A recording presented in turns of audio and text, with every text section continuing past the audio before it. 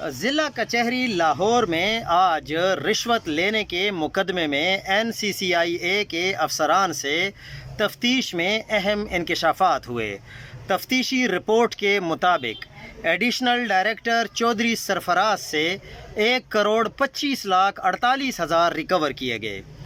FIA نے ملزمان سے ہونے والی تفتیش کی رپورٹ عدالت میں پیش کر دی۔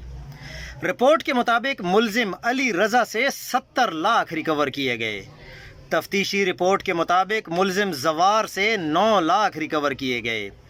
تفتیشی رپورٹ کے مطابق یاسر گجر سے 19 لاکھ ریکور کیے گئے۔ تفتیشی رپورٹ کے مطابق اسسٹنٹ ڈائریکٹر شعیب ریاض سے 36,48,000 ریکور کیے گئے۔